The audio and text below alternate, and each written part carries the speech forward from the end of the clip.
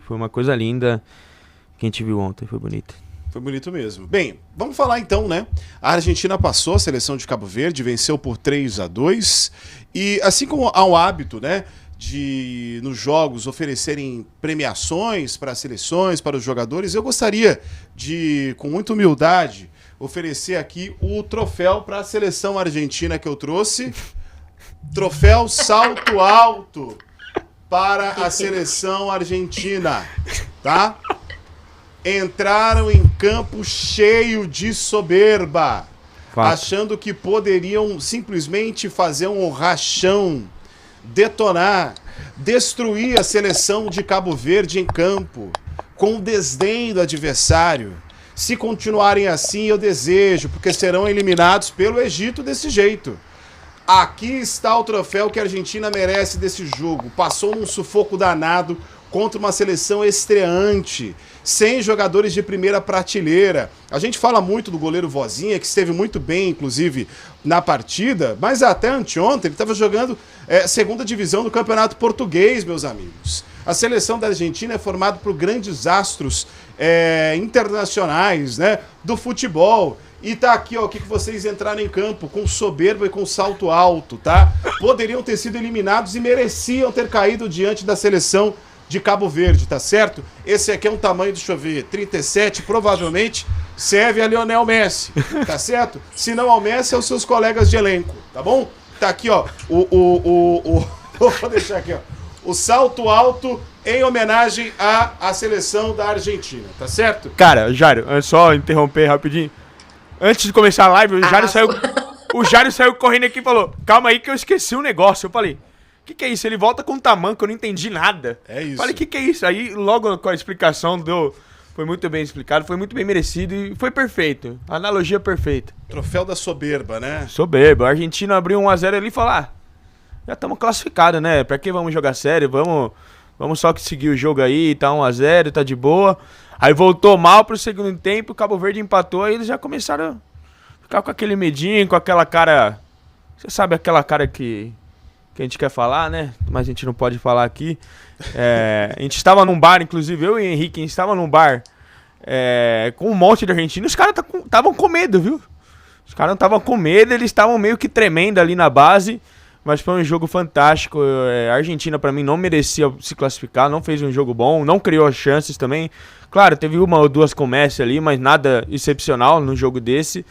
E vai muito de frente com aquilo que a gente fala, né, Jairo, Nath e Henrique, de que a Argentina não foi testada realmente ainda nessa Copa, né? Apenas adversários fracos. E num adversário um pouquinho mais forte já, que é Cabo Verde, que nem é forte assim, a gente não tá na última prateleira do futebol mundial ali praticamente, pelo menos dessa Copa, sofreu, foi pra prorrogação, quase foi pros pênaltis, 2 golaços de Cabo Verde, 2 jogadaças. E agora a gente tem que ver se a Argentina vai tirar proveito disso de forma positiva, criar casca, aqueles jogos que a gente fala que é de time de campeão, que sofreu, ou se é realmente o nível da Argentina, que é esse daí de sofrer para Cabo Verde, e se sofrer para Cabo Verde vai sofrer para o Egito também, então vamos ver o que acontece. Nath, foi a pior partida da Argentina até o momento na sua avaliação? Foi a partida em que a Argentina mais sofreu, né? E engraçado a gente perceber, inclusive, o Raul falava disso da Argentina não ter sido testada, a Argentina não sofria tanto em um jogo de futebol desde a última Copa. Porque se você for pegar o ciclo, a Argentina passeou nas eliminatórias, não teve nenhum jogo em que a Argentina estivesse tão nas cordas como ontem. E na Copa América entrou como favorita, jogou como favorita e venceu a favorita, né? Ainda que a final contra a Colômbia, enfim, em algum momento ali tenha dado o jogo, a gente percebia o tempo todo a superioridade dos argentinos. Então, desde Qatar 2022, a Argentina não sofria tanto numa partida como ontem, né? E acho que assim, a gente até brincava aqui antes do programa começar, antes da nossa live, pode significar um ponto de virada de partida, né? De entender justamente essa soberba, de entender uma falta de competitividade, de uma Argentina que subestimou quem estava do outro lado. Pode ser um ponto de virada, né? Para uma postura diferente nos jogos a seguir, mas também foi um jogo em que demonstrou algumas fragilidades da Argentina, que a gente pode citar daqui a pouquinho. Mas acho importante também, Jairo, pontuar que Cabo Verde se provou mais do que um time só carismático, só pitoresco, só goleiro vozinha, né? Mostrou-se um time organizado, competitivo, corajoso, né? Que não abdicou do seu jeito de jogar, da sua identidade. Uma equipe muito resiliente, esteve atrás do placar, né? 2 oportunidades.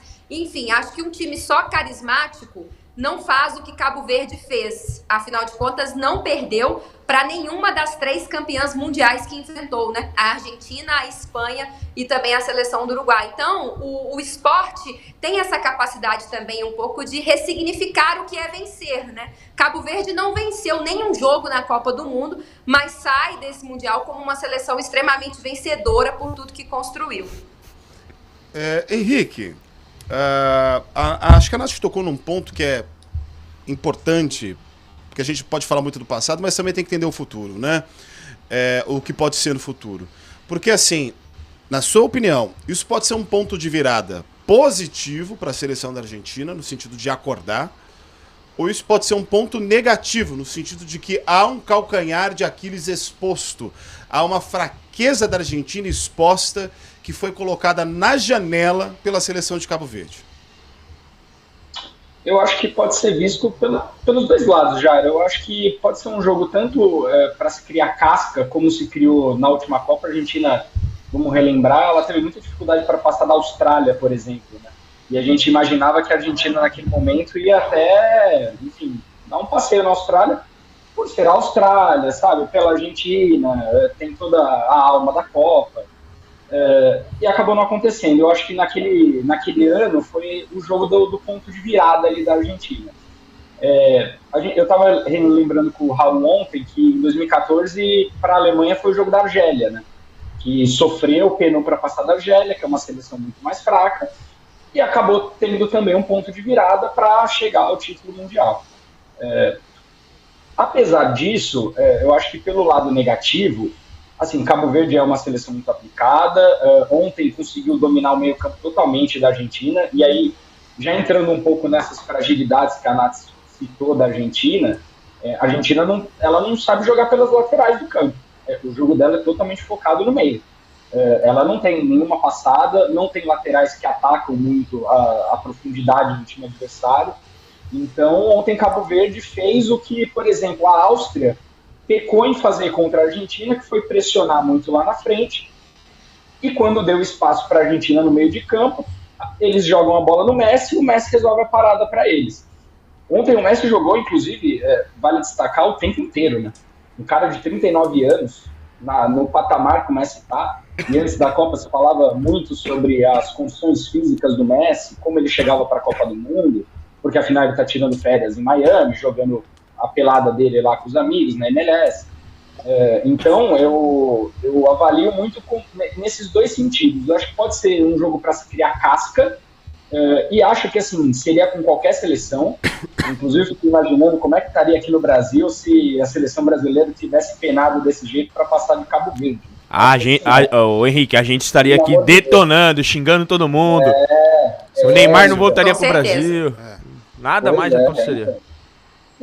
Eu acho que pode ser tanto esse jogo para se criar essa casca, para, sabe, ir em busca do bicampeonato, conseguir o tetra.